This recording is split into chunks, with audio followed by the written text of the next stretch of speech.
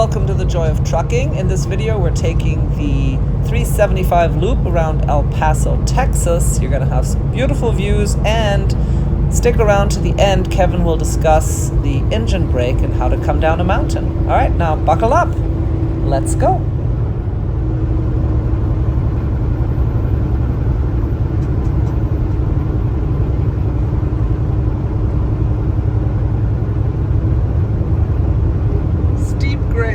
Trucks use lower gear.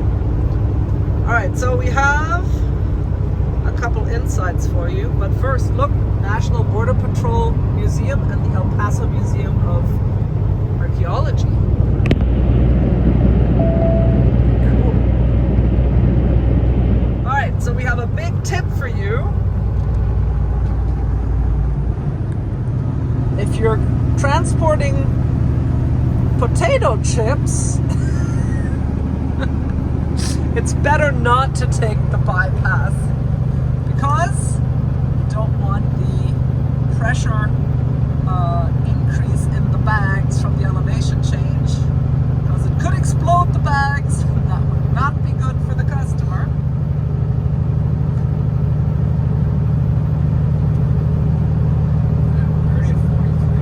Yeah, so that's the big tip for you.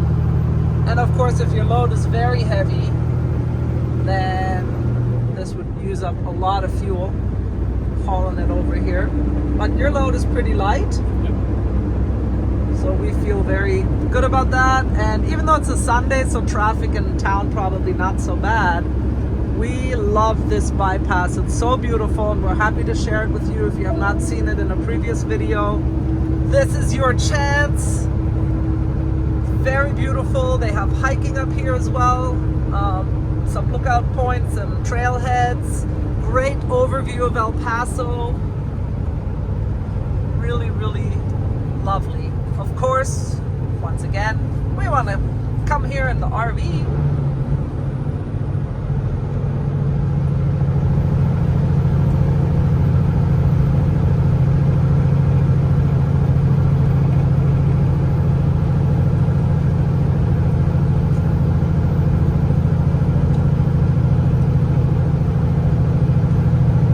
In the RV already? No, right? Just the truck.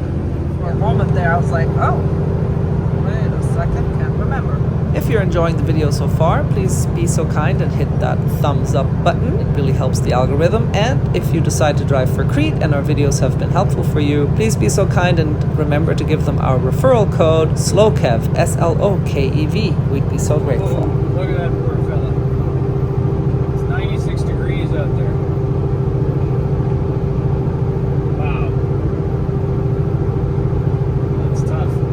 Tough. Was a woman. Yes. And actually a lot of cyclists go up and down here. We have seen them when we've come across here. Pretty good exercise. You got to be fit to do that. Especially when it's 96 degrees. Yeah. Oh, maybe she's looking for higher elevation because it's cooler at higher elevation. She's like, it should get cooler any moment now. Oh, is it cooler? Yeah. Doesn't feel like 96.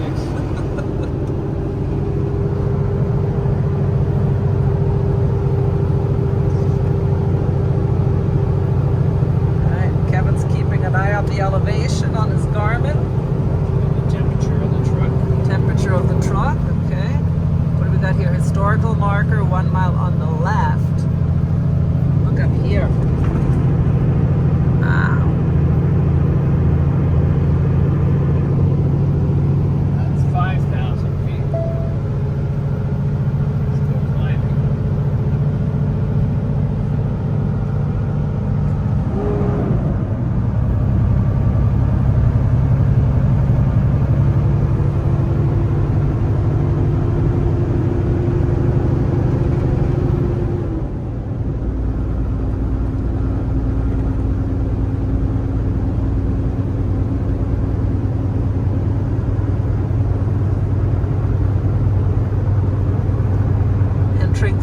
Mountains.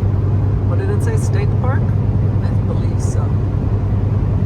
Huh?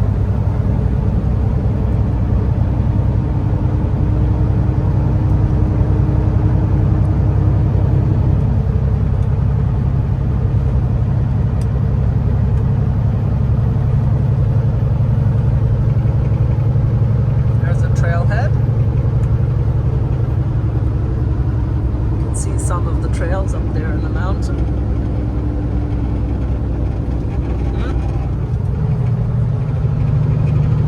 Kevin wants to go. The trails are calling.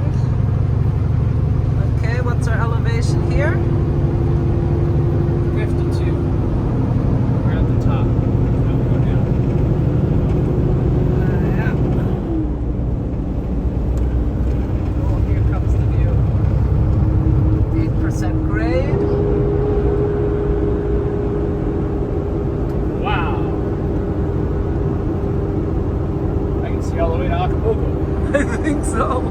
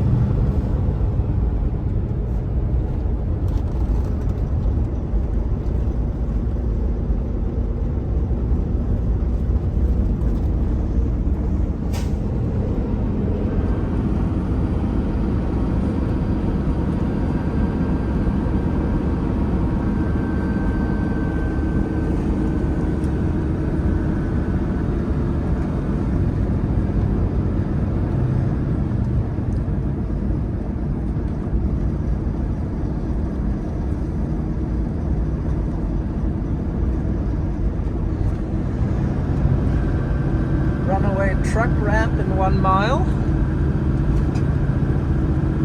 Still 8% grade. Is this fun for you? Yeah.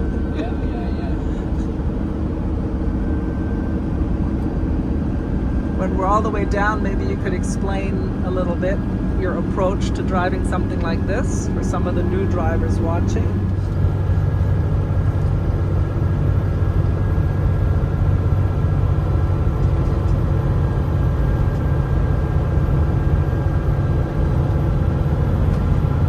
Trucks use lower gear, and there is the runaway ramp, which still goes downhill quite a bit, but I guess the sand is supposed to stop you. Oh, and there it says runaway vehicles, not just trucks. Okay. And there is the, I don't know if they also call it a ranger station or visitor center for this state park. We have not been there yet, but it's on the list. That's where you get in. Beautiful.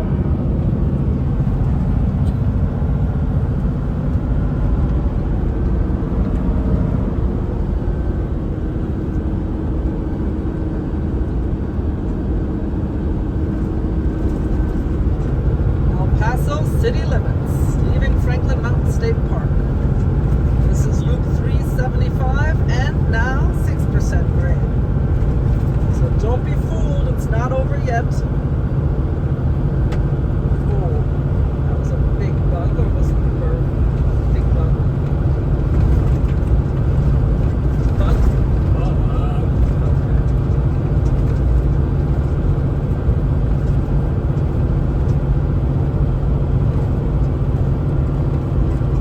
Side here is where we've seen a lot of cyclists, and hats off to you if you've done this.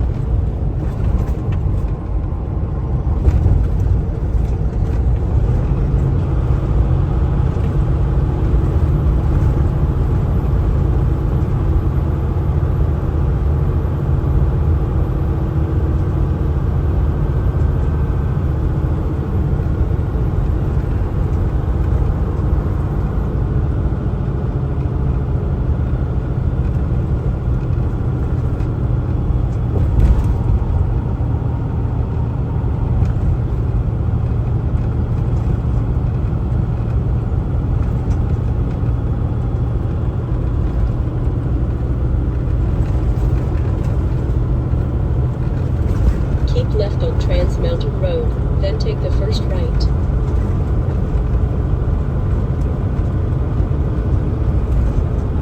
Okay, freeway end, signal ahead, Las Cruces, turn off quarter mile, and El Paso you would go here on exit 11A. But we Turn right on North Desert Boulevard, then are exit heading left.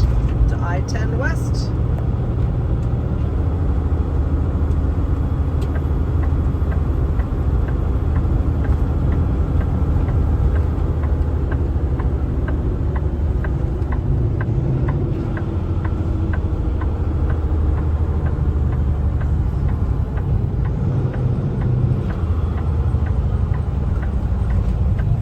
A lot of construction Take going the on exit on the left to here. I-10 West toward Las Cruces. So let's see what kind of progress they're making since we were last here.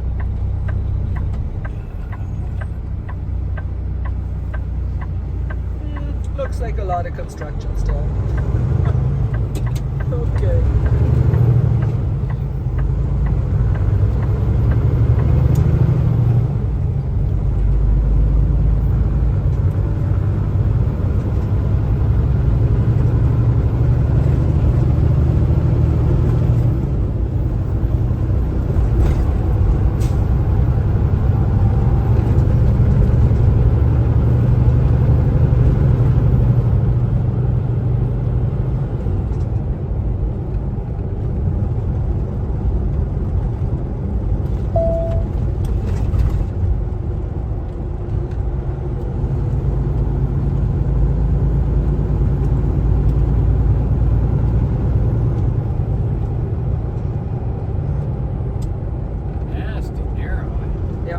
Continue on I-10.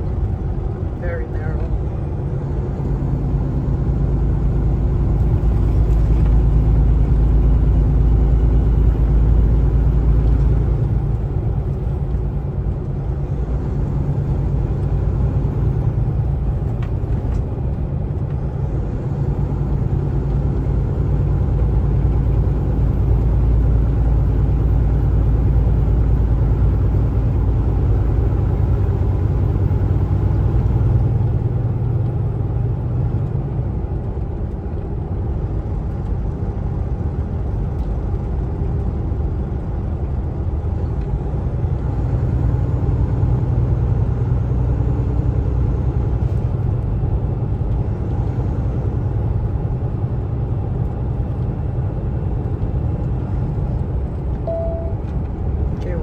Talk to Kevin about his approach to coming down that 8% grade and extended long extended descent. But here we need to let him concentrate, so we're not going to talk to him about it right now. So just hang on and enjoy this ride through the construction of I-10.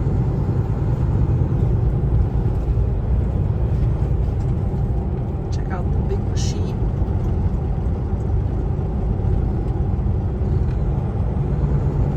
Wow.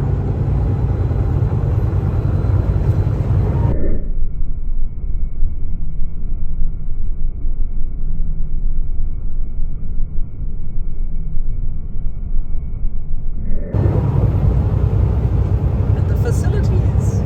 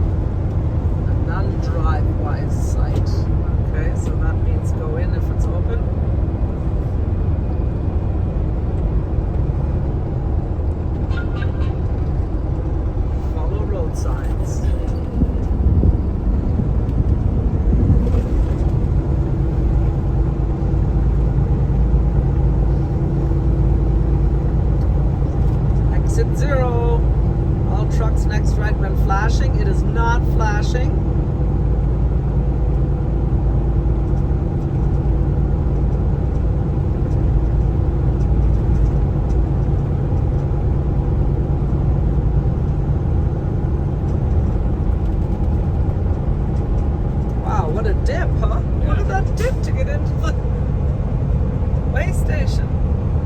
Wow. Mile 1. Okay. Scales.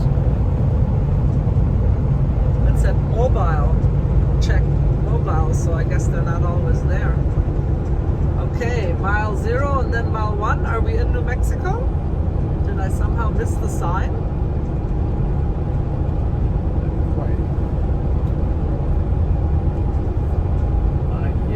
Right? Because I thought this is still Texas here, but it said mile 0 and then it said mile 1. That's somehow bizarre. Because I know New Mexico, I think, has 3 signs here when we get in. So maybe the side road takes you to mile 0? I don't know. It's very bizarre. Here is the sign. Nice.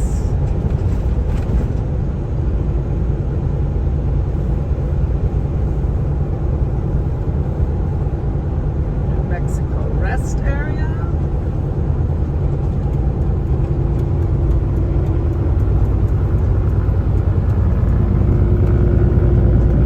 They need a Ronnie up here.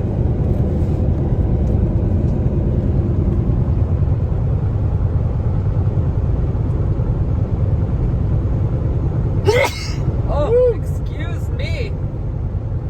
Smell the juniper. It's like a saying hello. Okay, here's another lovely sign, and the 3rd sign. I think we are now definitely in New Mexico, so welcome to New Mexico. And Kevin, hydrate, especially in the desert. Yeah, so could you tell us about the descent that we just participated in? Yes, coming down that big hill on the bypass around El Paso. Started at the top of the hill around 55 miles an hour, and before going over the crest and heading down, I made sure the cruise control was off and set the Jake brake. Basically, you have to watch your speed all the way down, because it changes from like 2% to 5% to 8% to 4% to 6%. So, you know, it's getting steeper or not as steep, steeper, not as steep. And this is a light load, so it's not like if I was loaded really heavy, it would really push the truck hard and make it go really fast. So I was able to just go up and down, varying the intensity of the Jake brake, and keep the speed between 55 and 60 all the way down. But you have to watch. You have to watch how steep it looks ahead, and watch what your speed is at any given moment. Plus, on the Garmin, I have it set. This display is showing you how steep the grade is. So right now we're climbing a 1% hill. I'm sorry to interrupt, but did you just get a bypass? Yeah, the New Mexico way station is open, but we got a bypass, so we're not going to pull it. Fantastic. Yeah. Okay, so yeah, back to your story about how to come down that. That's it. That's it? That's all I did, just varying the intensity of the Jake brake according to how steep the grade was and what my speed was. Because you can see it picking up, you know, if it goes to like 60 miles an hour, you want to bring it back to 55, you put it on a little more intense. But just doing that, I didn't have to touch the brakes all the way down.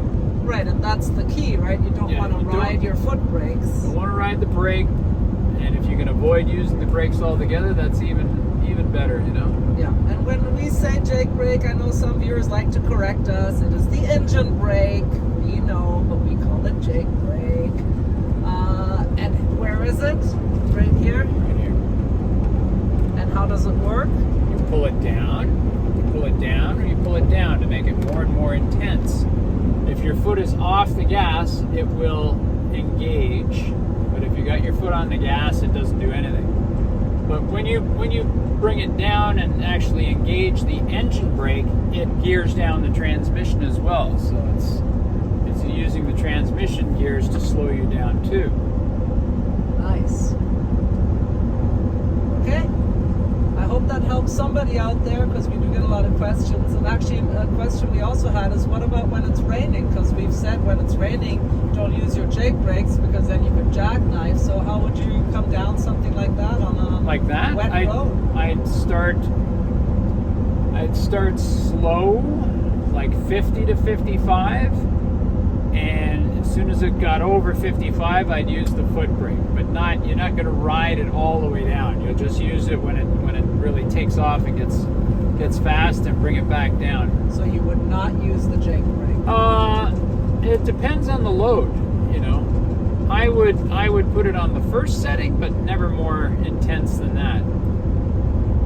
You know, you don't want the drive wheels really going slow, because you could lose traction. Or if it was a heavy load, the trailer might try really hard to overtake the tractor, because you're not slowing down the wheels on the trailer, you're only slowing down the drive wheels. And if the trailer tries to overtake you, that's when it starts to swing out to the side and jackknife. So yeah, you gotta take the road even slower if conditions are bad. And that's a real important distinction to make. Always keeping the weather in mind for these types of things. So Yeah. thank you for clarifying, Kevin. Okay. We hope this was a nice video for viewers. I hope they enjoyed the scenery and also learning about how to safely bring your truck down a mountain. If you enjoyed the video and learned something, please do give it a thumbs up. You can put your comments and questions below. Also, for all experienced drivers out there, please put more information in the comments. I know a lot of new drivers read them, so that's really a great way for you to share your knowledge and help others. And we're always still learning too, so we always appreciate the comments from experienced truckers, as long as they're positive. We don't appreciate the negative comments, but anyway, okay. Now there's a feedlot back there, which always makes me sad. Big one. It's a very big one. Anyway, all right. Listen, have a fantastic day. Thanks for riding with us. We'll see you in the next video. With love from Kevin and Tanya. Bye. Bye.